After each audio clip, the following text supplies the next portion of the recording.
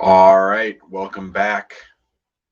This is the Immigration Answers Show, Monday, January 3rd, the third day of the month, the third day in a row where I'm going live.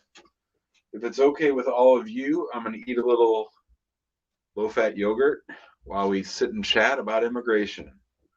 Hope everybody's doing well. Let me share the link if you want to come on the show. I don't have my own independent immigration news other than to tell you that lawsuits work. I have a friend who's an immigration attorney down in Miami.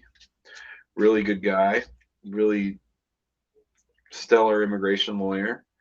And he had a client who's been waiting for his green card for 5 years. Filed that I-45 5 years ago. And we filed a lawsuit for him, and it just got approved. So the client's really happy. So we're glad about that. Lawsuits don't always work. We don't win every lawsuit that we file, but sometimes the lawsuit's the only way your case is going to work. Looks like our old friend Anil's here. Let's pull him up and see what he has to say. Hi, Anil. Hey Jim, how are you, Jim? Good, buddy. Yeah, Jim. Yeah, I said you right, Jim. My wife was applied for naturalization, and I got my I-130 approved because my interview was done on September. The next day I-130 approved. Until now, I-485, no update on I-485. It's been I like remember. 4 months, and I calling them. It was under the review, and online it was showing interview was scheduled. It was not showing that interview was like case was under review like that. Yeah. So what's the question? Yeah, like how long it gonna take, Jim? Like you think so? I don't know. Why do you think they're not approving the 45? I don't know. Like this, I called them and they said they had backlogs because Dallas field office. That's weird that they approved the I-130 but not the 45. They must think that you're inadmissible. There must be something about No, the entry or something. no, the when the interview the officer said like uh my wife was an F2 like green card holder, and she said that, oh, I have to see the visa available for you to issue the visa. Oh, but now she's a citizen. Is that what you're saying? Now she applied for nationalization. She got the receipt for nationalization. Hmm. Yeah. So, I'll tell you what. Check back with me in about a month because I have a case just like yours that I filed a lawsuit for up in Baltimore. I'll be able to tell you what happens. They get confused when they have to go check to see if there's a visa available. It puts it off on this different track and it just screws them up. Yeah. Call me back in It, a month and we'll talk about it. yes, yes, yes. Jim. Thank you, Jim. Bye, buddy. Bye, Jim. That's Anil. That's our old friend. He's on here all the time. Let's talk to Tamara. Hi, Tamara.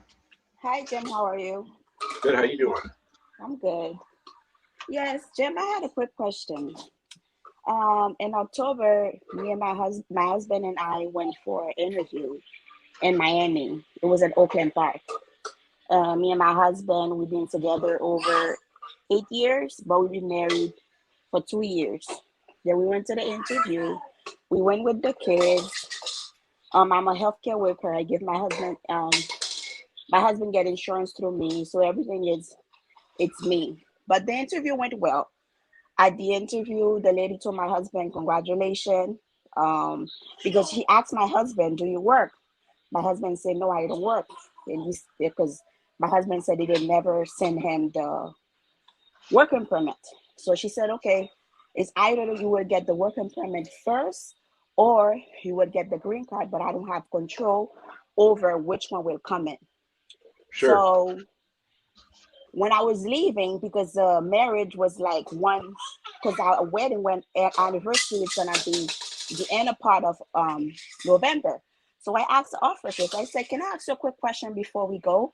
She said, "Yeah, go ahead." So I asked her, I said, "For how long is the green card they're gonna give to my husband? With how long is it for?" She said, and she looked at the computer, she said 10 years green card. So I said, okay, so we left. And until this day, They haven't sent him nothing.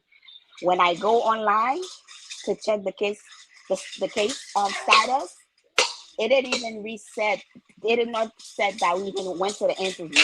It just started on September 8th. They sent me an interview notice. So it's been over 2 months. We're still waiting. Nothing has been said, even for the I-130 and for the 485. What do you think I should do? Because after, for me, the interview went well. When did you file the case? The case was filed in June of last year. June of 2020 or 2021? Yes, 2021. So they call him in pretty fast. So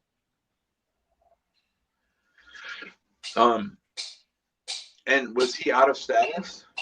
No. What status was he in when you filed for his green card? B1, B2 visa. But you were married 8 years? No, we've been together for 8 years. Okay, Tamara, I think you should call the office because there's some things I want to talk about, but not on camera. Okay.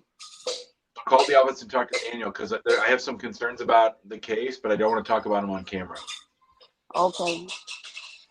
So even when she's okay, but we have 2 kids together.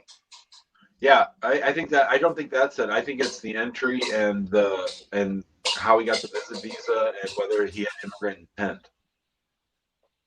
Oh, okay. But she did not mention nothing at the interview because for me, she said that you're being approved for your green card. But as I said many times, I don't believe him until you have the green card in your hand. Everything else is BS. Okay. So when can I call the office? You can call the office whenever you want. Just ask for Daniel. I'll put the number in the chat. Okay. All right, great. Thanks, Tamara. Thank you. Okay, bye. All right. There's Olive. Hi. How are you? I'm good. How are you, sir? Great. What can I help you with? Actually, I have a question about the conditional green card. So Okay. we have been married more than 3 years, and my wife, she entered to the United States last July.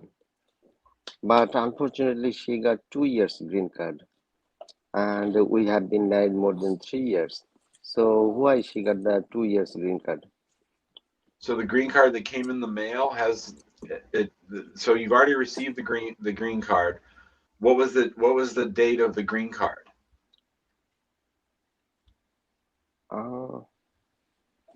Like the expiration date, or what is it? No, the start date. The start date. Either one. You can tell me either one if you know it. The expiration date, it says, actually, I don't remember right now, like 2 years. Okay, but the start date that you received the green card, on the day you received the green card, you've been married for more than 2 years? Yeah, more than 3 years. Yeah, so they made a mistake. You need to file an I-90. So do I need to file the I-90?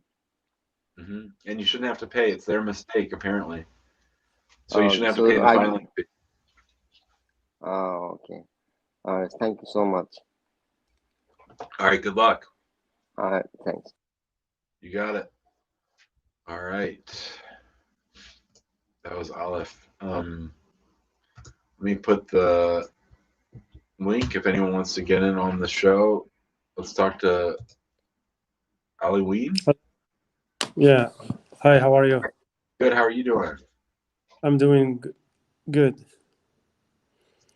My case, my case is with my wife. She had the interview last week in Casablanca, Consulate of Casablanca, and after that, they asked her to bring more document, affidavit support form I-64.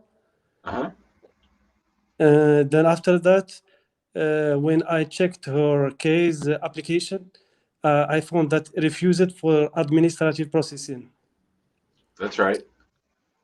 Could you please tell me how long it will take? Should I wait like 30 days, 60 days, then I hire a lawyer, or should I wait until Well, see if so did they ask you for more information about you as the financial supporter, or did they want you to get a co-sponsor? What happened when it came to the I-64? I send her the affidavit of support for the last year tax return transcript tax from IRS. How much And did you make on how much did you make on your taxes last year? annual income is 28,800 and something. And did you declare anyone else on your taxes, or just you and your spouse? Yeah, that's me, only it's me on my spouse. What did they say what did they say they wanted specifically? That they wanted more proof of income of you, or they wanted more income, or what did they say? I mean, it's hard for me to say. This say nothing. They just required the affidavit of support. I sent it to my wife last year 2020, and they told her we're gonna text you or email you our reply after the review in your application. Okay. Well, I mean, I think you're just gonna wait. I'd wait a couple months for sure. Do you gonna put my application on delays, you think, or They already did. usually how long it takes after she passed the interview? Right away. Months. I mean, yeah, usually right away, but Casablanca, they're like the worst embassy of all. They're the ones we've sued the most.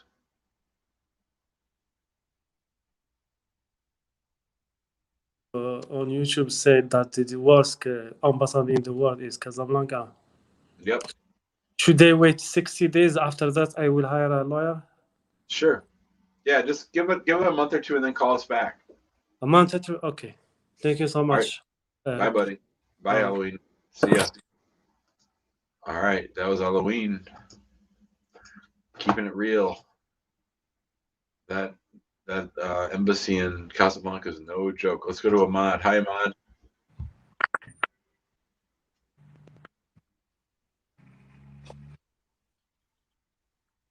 Can't hear you, buddy. Hey, how's it going, Jim? Good, good. How you doing? Hello? Go ahead. I'm good. Can you hear me now? Yeah, go ahead. Okay. So, quick question. I got married like 4 months ago. I married my girl. I got my OPT, so I'm working in a different state, and she's still in college. We didn't file for any adjustment of status or anything.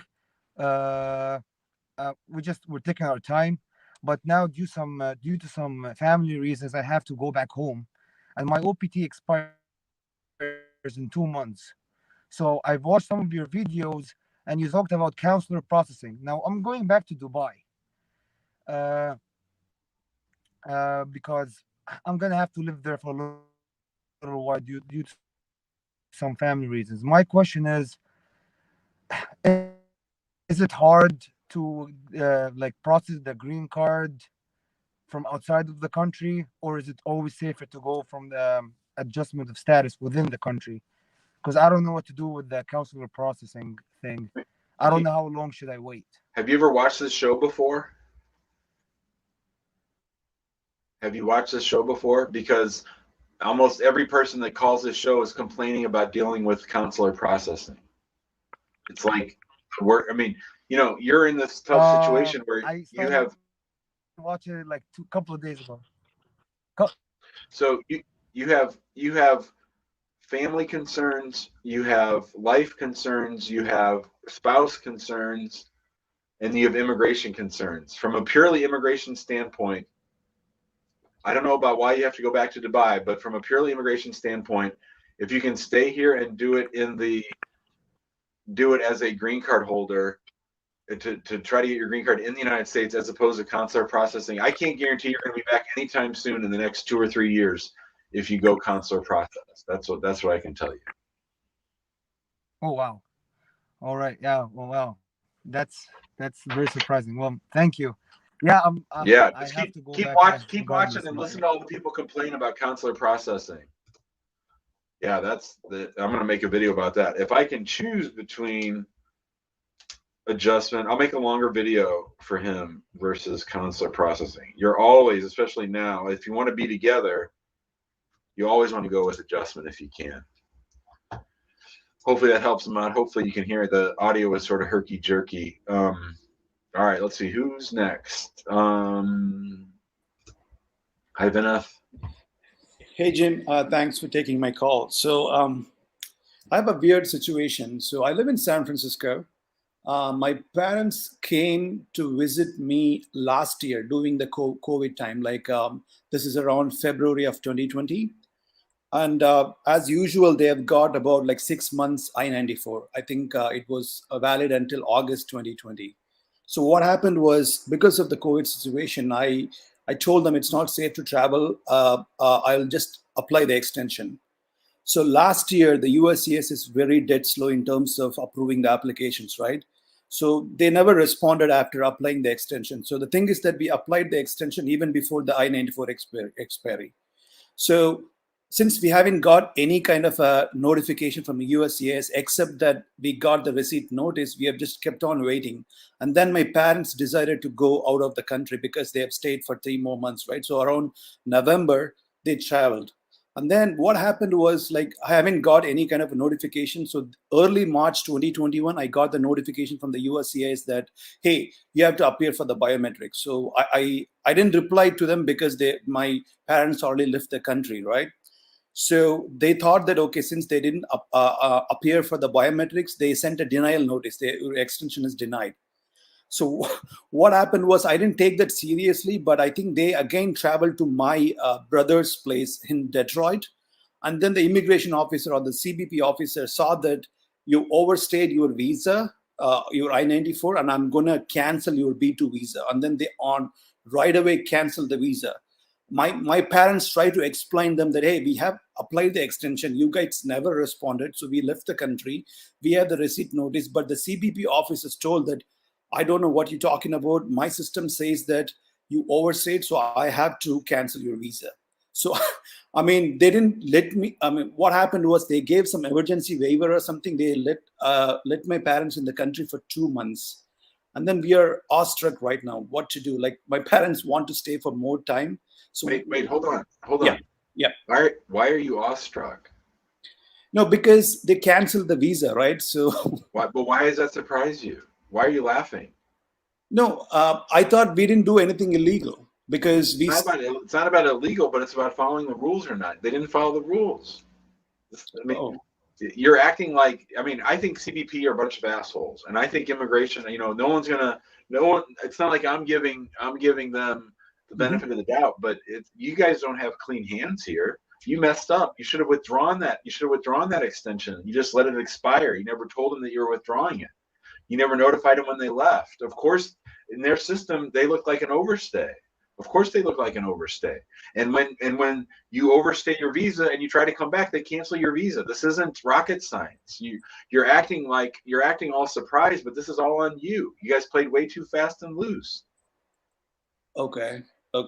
So this would affect my parents applying for another visa on the consulate? They're not going to get another one. Oh, okay. So there is no remedy or no solution to this. Well, are you or your brother U.S. citizen? I am a green card holder. My brother is not. Okay.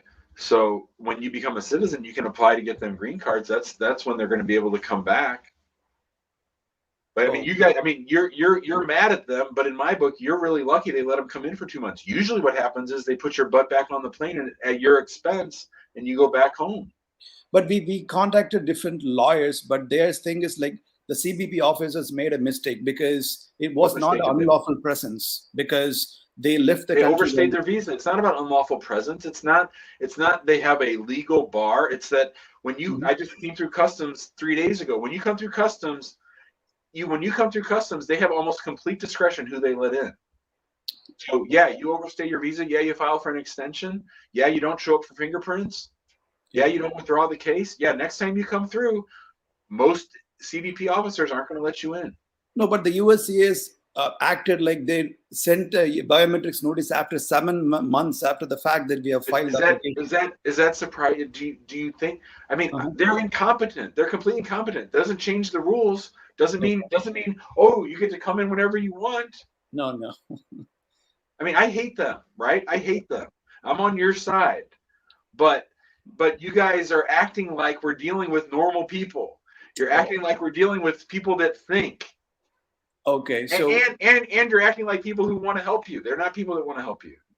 They're people that. But I still think that 80% of CBP officers wouldn't have even let them in. They would have sent them right back. So they actually were being nice. Okay. So I'm talking about the future. So do you think that we can somehow convince the consular officers, like we didn't make any mistake, but it was canceled because of the situation, or how can we convince? I think if you did a good job of documenting everything that you did to show them, like, look, we tried to follow the rules. Okay. We got stuck here during COVID. Right. They'd had a return ticket. We couldn't leave because it wasn't. What country are they from? India. It wasn't safe in India. COVID had spiked. Right.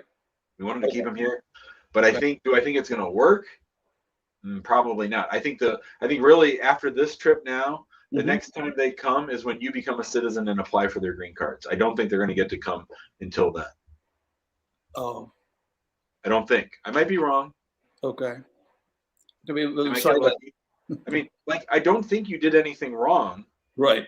I just think that you gave them enough to hit you over the head with.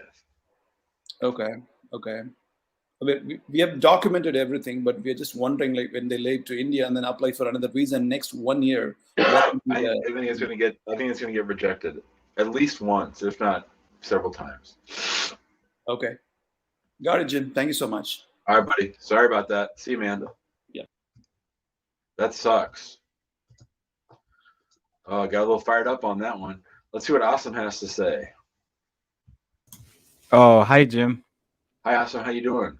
I'm good. Thank you for your time. Yeah, I had a quick question. So I had my asylum application that was dismissed. And my lawyer had mentioned, like, hey, they in the last minute said, like, okay, do you want to do a dismissal, like a joint dismissal, or without prejudice? And I was like, okay, yeah, because like the Biden's law is coming to action and it's looking good. That's what I heard. So I was like, okay, yeah, let's go with that. But now since it's dismissed without prejudice, I know, like, it's like temporary close, but not all the way close. So I do have my TPS also being pending. My sister is like filing for I-30 on the side for me. Which I'm grateful for that. So I just wanted to see if there's any advice you would prefer. Like, I was thinking, should I reopen? I had like removal proceedings, so that's why I guess like the dismissal was a good choice. But I was trying to see, like, if in the time being while I'm waiting for my TPS and my I-30, I-130, is there anything you would recommend, sir? Well, the I-130 from your sister isn't going to be much good. There's a backlog of like 15 or 16 years right now. So that while well-intentioned, isn't going to do much good for you. Okay. TPS is TPS, so that's, not much either. So you had an asylum case. Did you have an asylum case at the asylum office and it got sent to the immigration court, or were you always at the immigration court? It got sent to the immigration court. From the asylum office. So you had an interview, and they did not grant you asylum, and they referred it to the court. And then when you got to court, they administratively closed the deportation proceedings because they thought there was going to be something out there for you, or TPS. Right. Yes, sir. Yeah, I mean, no. Do I think you should ask the immigration court to reopen your proceedings? No, I don't. I think that's not. I mean, now's not a good time to have an asylum case heard in immigration court. I don't think the Biden people have cleaned up the system yet enough, so I don't think that's a good idea. No. Okay. Gotcha, sir. How did you enter the United States? A visitor visa. Yeah. So you're in this tough spot where really the only thing that would fix your situation is if you were to marry a U.S. citizen, and it obviously had to be a real marriage. It couldn't be based on trying to get you an immigration benefit. It'd have to be legit. Right. Okay. Gotcha, sir. Okay. And then since like the dismissal took place, if I were to open another asylum application, will the removal proceedings be cleared out, sir? No, you can't file another asylum case with the asylum office. The Oh, okay. jurisdiction, your case's jurisdiction is with the immigration court only. Gotcha. Okay. Gotcha, sir. I appreciate the time. That's Good all I luck, needed. Asim. Bye, Thank you. buddy. You got it. All right, let's see what Tim has to say. Hi, Tim. Hi, Jim. Thanks for taking my call. Sure I thing. have a quick question. I am an F1 visa holder, and I got married to a permanent resident last August. So I tried to change my address, and there's like a question there, the status, and I put in F1. But I watched one of your videos, and you told one of the callers to put in adjustment of status applicant in the status. So how do I do that now? Have you filed for a 45? Yeah, I-485. Yeah, I It's did. pending. It's pending. I got my biometrics last November 16. Okay. Yeah. So the question is, where on the AR-11 can you mark that you're an adjustment of status applicant? Is that the question? Yeah, I put in F student as my status, but I think that was wrong. So how do I change that? It's okay. I wouldn't worry about it. It doesn't matter. No one. What your status is sort of up in the air. You're on F1 and you're also adjustment of status applicant. So I wouldn't worry about this. Oh, so it's not a big deal. And I think this is a common question, but would I expect the interview next year if the biometrics was done? I mean this year, 2022, if the biometrics was done last November, Where or do you is that a live? realistic expectation? Oh, If you, I applied in the National Benefit Center. I live yeah, in Chicago now. so your interview will be in Chicago. So I would say, yeah, probably towards the end of this year or early next year. Oh, okay. And I also applied for EAD based on marriage. Is that process faster compared to the actual green card? You mean the I-130? No, the EAD, the Oh, I-765. yeah, that'll come before your green card. That's supposed to come. That should come probably in May or June.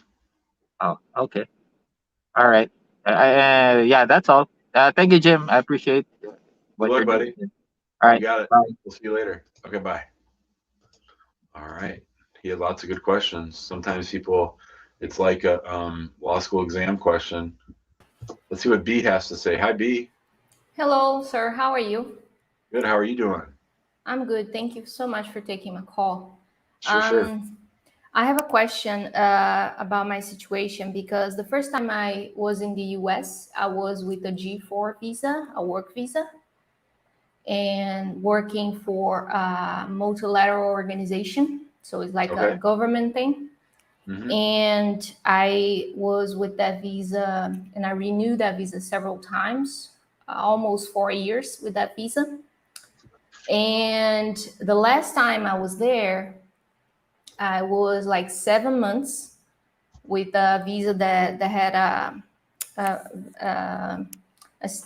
date of expiration date of 3 years in total. But basically, I had a problem with my job and I asked to leave, right? And I stayed in the United States because I was trying to get a new job with the same visa. And the thing was, I didn't get it. I stayed there like a year. And in my visa was like DS, duration of status, Mhm. right? And now I'm back in my country for a couple of years now, but I'm looking to the option of the EB2 national interest waiver. And looking into all the information, I feel that I have the profile for it, like a master's degree, 10 years of experience, blah, blah, blah. But at the same time, hold on. Let's Yep. talk about that. Yep. What is your field of study? Communications and teaching. And have you been published on that topic? Yes. And do you know what your H index is? My H index? No, I don't know. Yeah, your I don't H know what index that is is. like, it's an evaluation of your academic publications. There's sort of a score that you get. Oh, And- I don't know that. No. And here's my question. So I get a lot of people who tell me that they think they're going to apply for the national interest waiver. Right. And then I ask them, okay, well, tell me who's going to write your letters of recommendation, because to me that's the biggest tell of all. If you tell me it's like your old PhD advisor, your old colleagues from school, people that know you, that's not going to fly for national interest waiver. For national interest waiver, it's like people in your field of study who are at the top of the field say that it would be in the national interest of the United States to avoid the perm process and let you get your own green card. So who would write that letter? Yeah, I didn't think that far because I was worried about the period that I stay in the US But without work. I'm skipping over that for right now. How long was that period that you were outside the United States? For over a year and a few days. So you probably have a 10-year bar too. Yeah, that's what I was wanted to ask you, because is there any way to skip over that or give any kind of justification? There's waivers if your application was based on marriage or some kind of family relationship, and we could show that it was going to be an extreme hardship for the U.S. citizen for you not to be allowed back in for 10 years, you might be able to get a waiver. But if you overstayed for 10 years, you have that problem. But I think you have a bigger problem, and that is that the national interest waiver is probably not going to be available. And then if you combine the two together, where you're saying, I need this discretionary thing called the national interest waiver, and oh, by the way, I have this 10-year bar and I don't have anybody to sponsor me for a waiver, I think the chances of all this are pretty slim. I understand. So basically, there's nothing I can do anymore, right? It's not that I can think of. Okay. I mean, even if you were telling me right now, forget national interest waiver, if you're telling me right now that you were married to a U.S. citizen and that U.S. citizen had some kind of a health issue, and because of that health issue, they needed you to be in the United States right away, and it was a exceptional hardship, extreme hardship, harder than it is for other people to be separated from their spouses. Even that's a really long shot to get. So I think you have a lot of hurdles to coming back to the United States. I understand. All right, sir. Well, thank you so much. I just needed some clarification. Yep. Yeah, for sure. Yep. Okay. Good luck. Thank you. You too. Bye-bye. Bye-bye. All right. I don't have that conversation very often. Those are tough cases. Let's see what John has to say. Hi, John. Hello, Jim. How are you? Good. How are you doing? So I'm doing good. So my question is, I'm one of your clients. So my name is different. So I recently got a green card, and I have a asylum, and I filed for withdrawal, and I haven't received anything. If I go to if I go to like some Europe or something like that, is that gonna be a problem? What's the question? You have a green card. So my question is, yeah, and I have I filed for asylum withdrawal. I had asylum, but I filed for withdrawal now. Because you got the green card. Withdrawing the asylum. Yeah, you asked to withdraw the asylum because you already got your green card. Yeah, and I haven't received any receipt letter for that. Okay. But if I make a travel, maybe next week or things like that, it's gonna be a problem. I doubt it. It could be, but you would just want to bring all that documentation with you. You're not going back to the country that you asked for asylum from, are you? No. Yeah, then you should be fine. Just bring the documentation. Bring your approval notice, bring your green card, bring your withdrawal letter, and tell them I'm just waiting to hear back from that. But I think you'll be okay. Okay. Thank you so much. Okay, bud. All right, that was John. Well, we're getting through them today, man, aren't we? All right, let's see what Talib has to say. Hi, Talib. Can I go? Oh, hi, Jim. Hello. Hi. I would like to ask something. Okay. I'm a student here, F1 student. So I get married. Okay, I get married here.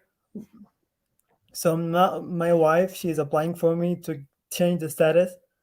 So I think what do you call the form I-485, yeah, trying to change it. Then we're at the point at they ask me, have you been ever denied to get the visa? So I said yes, I was denied for 4 times before. But it was for a student visa, an F1 visa. Yeah, so it was for. Would that still count as how they're implying that question? Yep. Okay, so would that affect him in any way negatively? As long as you don't lie about it, it shouldn't. And as long as he didn't, the act of having denied visas before. And by the way, thanks. This will give me another good visa or another good topic to do a video on.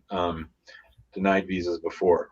As long as he never said anything to them that was false, like he made no misrepresentations, it shouldn't be a problem. The fact that if you get denied a student visa 3 or 4 times and then they give it to you on the 5th one, yeah, and then later on you apply for a green card based on marriage, as long as you're honest about it. Now, if he put 0 or if he put no, and then he showed up and they'd say, well, hey, you swore here under oath that you've never been denied a visa. This is why it's so important to tell the truth. So we're going to put yes.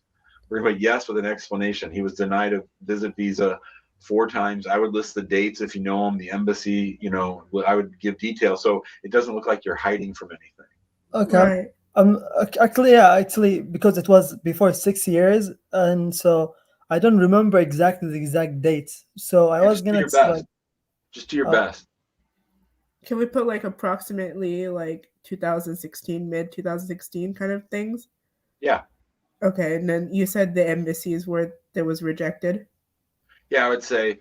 I'd say this is. I know that I've been rejected for student visas before. To the best of my recollection, the first time I applied for a student visa was in 2012 at the embassy in Kuala Lumpur, and I got denied.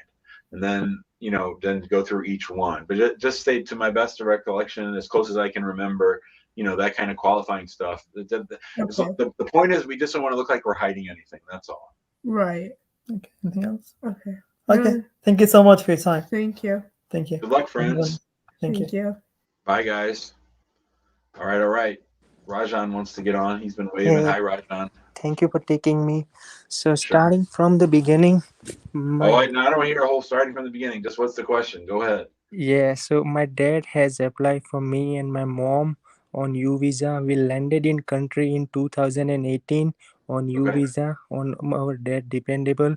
I go as per U visa rules regulation. I've spent 3 years physically in United States. So I got green card in 2021. That was in September. Then I go back in India and I got marriage. And then I applied for my wife on the spouse of LPR as a lawful permanent resident. So I got the receipt from the USCIS. It says IOE.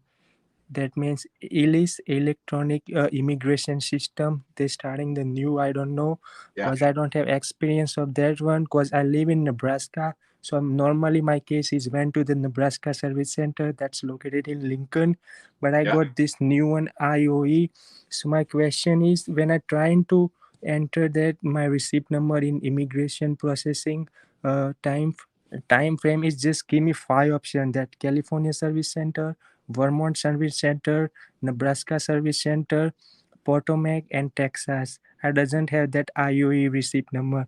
When I further look up into the Google, what is the IOE receipt number? It says that IOE's receipt number is, as I said to you, electronic immigration system, and it's located in Missouri Service Center. So if you can you tell me what is the time frame for approval of I-130 on IOE? Yeah, I would say probably 12 to 14 months. How much you say? 12 to 14 months. Mm-hmm. And what is the IOE? How should I can track my time I frame think that? when was the receipt issued? What's the date issued of the receipt? 10th December 2021. Yeah, I think just keep checking. I think it'll show up. I don't think it's a matter of the initials. I think it's a matter of it takes a little while for it to get in the system. I think. I don't know. I mean, I myself don't spend that much time tracking down processing times on cases anymore, so I don't really know. But I think that there might be a lag sometimes between when you get the receipt and when it's actually in the system. I don't know. IOE is something unusual because my a lot of friends they doesn't have experience of IOE. No, we've been getting more and more of those. I wouldn't be worried about. Though I don't think you have anything to worry about. You got your receipt notice. You're good to go. Mm-hmm. And then when I see the receipt, the notice of action I-797, it says my class of preference is A2A LP, spouse of LPR. What is that means? Yeah. So in America, if you're the spouse of a U.S. citizen, or the parent of a U.S. citizen, or the under 21-year-old child of a U.S. citizen, there are an unlimited number of visas available for those people, right? Like there's no cap. Yeah. But for everybody else, there's a cap, and whenever there's a cap, there's a backlog, right? Mm-hmm. So you're in the category of the spouse of an LPR. Mm-hmm. And luckily for you, in the old days, Rajan, when I first started doing immigration, there was a 2-year wait or a 1.5 year wait for the spouses of LPRs. Right now, I think it's just like a month or two. I haven't checked lately. So it's nothing you need to worry about. You're doing just fine. Mm-hmm. So how much normally time frame it takes for my spouse to bring here because she is in India? 2 years. 2 total. years. Mm-hmm. 2 years total. And then should I need to apply for her separately for I-485 or it's when she will come, she will have automatically? Yeah. You won't do that part. So when you're done when the I-130 gets approved, mm-hmm. your case is going to get sent to the National Visa Center. You won't ever file the 485. Mm-hmm. You're going to do all that stuff at the National Visa Center and then at the embassy. And then you'll pay one last fee after her interview, and her green card should come in the mail at the automatically. End. Fingers crossed. Uh-huh. But yeah, you won't have to file a 485. Yeah, I was just concerned about that IOE. I literally tried 3 or 4 whole days pending that was this IOE. And just so you know, we've had cases where the online thing never works and they get approved. So, I wouldn't be totally surprised if it takes a long time. Oh yeah. Mm-hmm. All right, that's all I have for today. All right, Rajan. See you, buddy. Thanks for taking me. Peace. Yeah. All right, let's see what Matthias has to say. Hey, Jim. How you doing? Good, buddy. How you doing? I'm doing fine. So I have just recently applied for my green card, and through marriage, I'm married to a U.S. citizen. And I do know that whenever I get my green card, in 3 years after I've had the green card, I can apply for citizenship. I'll be able to apply for both of my parents, but I don't think if I'm going to be able to apply for my sister, which is she's going to be 20 this year, and by the time she would be 23. Would my parents be able to apply for her while they're still on, like whenever they're getting their green card, or do I have to wait, like until they become a citizen? They can apply when they come here and have their green cards. They can apply for her unless she gets married. If she gets married, she can't. If she's single, they can apply for her, even if she's over 21. What if she's still here? Because both my parents, they're here, and so is she. They're out of status right now. We came on a B2 visa. So sister's in a tough spot, right? So the way that it would work is, you're going to apply. You're going to get your citizenship. Mm-hmm. You're going to apply for mom and dad, get them the green cards, and then they can get their own citizenship. But there's not really much that they can do for her. They could file for her, but she's not eligible to adjust because she's out of status, right? I see. Yeah. So you could try and get a waiver, like if she takes care of them if they're old and stuff, that might work. I mean, we're so far down the road right now. We don't know what things are going to look like 6 years from now. But she's also in that same boat of like the person I talked to earlier, where really the only thing that's going to clean up her issue is if she gets married to a U.S. citizen and that's good faith marriage. But she's not going to be treated like your parents. Your parents will be forgiven because they're the parents of a U.S. citizen, but she won't have that luxury. I see it. All right. Thank you so much. I really appreciate it. You're welcome, buddy. Good luck. Thank you. Sure. All right. Let's see what. Hold on a second. Let's see what Muhammad has to say. Hello, sir. How are you? So, I have a question regarding the lawsuit. What is the right time, or how long do I have to wait before getting a lawsuit? What kind of case? I'm sorry? What kind of case? I am married to a U.S. citizen. And you filed for a green card? Yes, sir. And what's the receipt date? It's April of 2020. And have you had an interview? Nope. Where do you live? Chicago. Oh yeah, you should sue. They'll make that case go fast. Chicago is really good about lawsuits. Okay, and okay, because my lawyer told me that because of the priority dates or something, so I should have to wait. Is there any consideration for the priority dates or no? That's what I asked you. You said, is your spouse a U.S. citizen? Yes. So you're the spouse of a U.S. citizen with an I-130 with a priority date from April of 2020. Yes. So almost 2 years. Yes. So if I sued them tomorrow, by the time the judge even hears about your case is literally 2 years old because it takes about 90 days, 60, 90 days. So yeah, you've waited plenty. Okay. Okay. Thank you, sir. All right. Yeah. Let me know if you need help. You're welcome. Bye, buddy. All right. All right. I think we got time for one or two more. Let's see what Krishna has to say. Remember, people, if you're on camera, I bring you on first. Go ahead, Krishna. Yeah, hi, Jim. Thank you for taking my question. So, Sure. a quick one question. My employer has filed my green card petition concurrently in EB1C category last year, April 2021. And I heard that there is a premium processing will be available in a couple of months, but is this a true statement which I'm hearing? I don't know. They've been talking about it for a while. I don't know for sure. Okay. So, but based on your experience, how long it might take for my I-140 approval in my EB1C case? When did you file it? April 2021. April 9. I'd say probably middle of this year. Okay. Yeah. Thank you, sir. You're welcome. Good luck, Krishna. All right. Let's talk to Ali. Hi, Ali. Hello there, Jim. Thank you for taking my call. Sure. What can I help you with? So basically, the USCIS finally gave me a decision and it said it was mailed. So my question is, like, how long would it take for me to receive it? And is this a denial or refer? Like, what is it? Like, since it didn't say my case was approved when I checked. Did you send me that email today? Somebody sent me an email. Yeah, I sent that. Yeah. That's hard to say, brother. And here's why it's hard to say.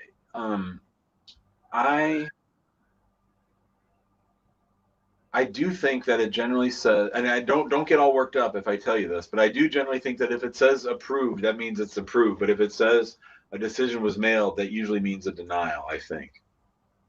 I don't know for sure.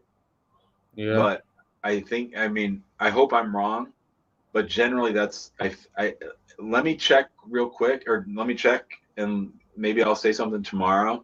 But I'll ask that question to my team. But if I remember correctly, if it's an approval, it says approved. If it says a decision was mailed, that's a denial, I think. But that's a great question. But wouldn't it say like your case was denied or something? Like no. Wouldn't it say that? Oh. No. No, I think that might be code for it was denied. But let me make sure. Don't get all upset. Wait till tomorrow. All right. Thank you. All right, buddy. See ya. All right. Well, that'll do it for today's show. We'll be back tomorrow at noon with Daniel. Daniel will be back on with me tomorrow. We'll be back on at noon, and we'll talk to you soon. Bye, everybody.